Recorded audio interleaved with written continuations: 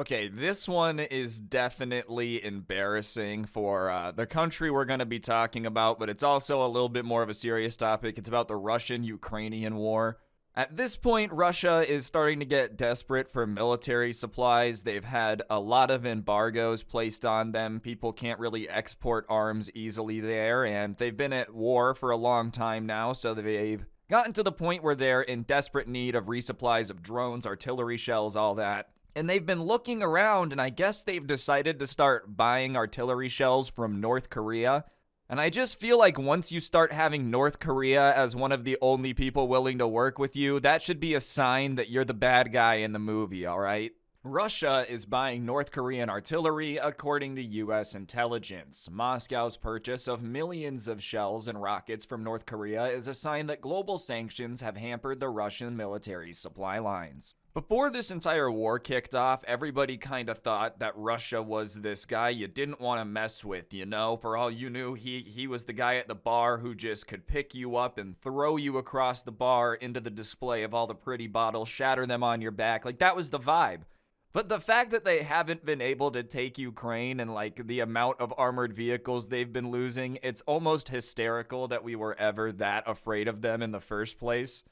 Come on, man. Like, this is the equivalent of us trying to invade Canada and just not being able to do it. It would be pretty embarrassing for us, especially if we got so desperate that we turned around and started trying to buy stuff from North Korea. North Korea is one of the only places that everyone just universally agrees, like, is kind of messed up in the way it's being ran. I don't know. I don't really feel like a guy who goes around telling the people that he's basically a demigod who doesn't have to poop because he works so hard is a little out there. It seems unfair to the people that are subjugated to that. I know they have a huge military stockpile, though, because when you have a government that is that nuts, the only way you make sure it continues to exist is being armed up, and the whole Korean War thing left them on edge. I bet you Kim Jong-un was hyped about this. He got a call and he's like, wait, you guys want to buy a bunch of shells from us? Like millions and millions of dollars worth of military equipment? You know you called North Korea, right? And Putin was like, yeah, I know. And Kim Jong-un was just hyped. Yeah, of course, man, of course. We've been waiting for someone to buy all this crap we've been stockpiling. If I was Ukraine, I would feel like this was just a huge boost. Obviously, they've been doing incredible in terms of keeping Russia at bay. Nobody thought they'd be able to hold out as long as they have, and like they're launching offensives, so they're doing great. But hearing the news that Russia is having to go to North Korea to buy weapons has to give them just a little boost of confidence. Russia is buying millions of artillery shells and rockets from North Korea, according to newly declassified American intelligence, a sign that global sanctions have severely restricted supply chains and forced Moscow to turn to pariah states for military supplies. This disclosure comes days after Russia received initial shipments of Iranian-made drones, some of which American officials said had mechanical problems.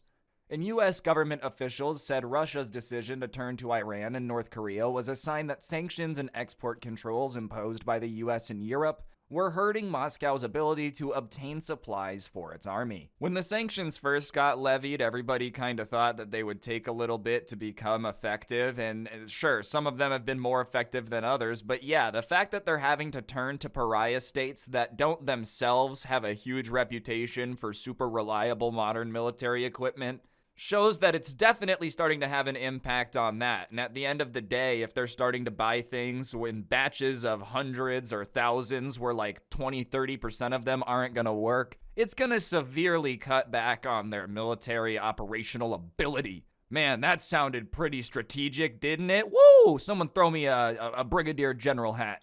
Russia's just single-handedly gonna give these countries like a huge economic boom, you know? Oh, wow, how'd they make $16 billion more this year than they did last year? Selling crap to Russia. And what's even smarter, think about it. Let's say the Iranians sold them like 500 drones and 50 were broken. You start adding that up. Every 10 packages of drones they buy, they're just paying for a whole nother package because they're still buying ineffective stuff. Maybe that's their strategy. North Korea's like, if we send 10,000 artillery shells and 3,000 don't work, they're going to keep buying them, so let's just not fill 3,000 of them. Pretty ingenious. Oh, you think about it, Russia's desperate. What are they going to do? Stop buying them? It's a joke, by the way. I don't think that's ingenious. I was making a joke about how they're going to milk Russia for all their money. You know? The United States provided few details from the declassified intelligence about the exact weaponry, timing, or size of the shipment, and there is no way yet to independently verify the sale. A U.S. official said that beyond short-range rockets and artillery shells, Russia was expected to try to purchase additional North Korean equipment going forward. The Kremlin should be alarmed that it has to buy anything at all from North Korea, said Mason Clark, who leads the Russia team at the Institute for the Study of War. North Korea has a very sizable military. It's absolutely massive. It's, a military dictatorship, and part of that comes with having to have a massive army. But if I was Russia, I'd be nervous because none of their stuff's been battle tested in quite a long time. The Korean War took place right after World War II, so that's what? 70 years ago, where all the equipment that they were using then is probably very different from the stuff that they've made now. And beyond skirmishes with South Korea, it's not like it's been insanely battle tested, so I don't know. I would be a little nervous. That's like buying from a company that has no experience in what they're doing. Finding a car company that's never built cars before and being the first person to buy it, that'd be a little nerve-wracking. Who knows if it's gonna break down? Who knows if they're gonna have a good warranty? You've just got no clue. And something tells me that North Korea does not have a great warranty on the arms you buy from them. I feel like once the shipment leaves and gets to you, it's your problem. Whether it works or not is not their issue. You paid for it, it's your issue.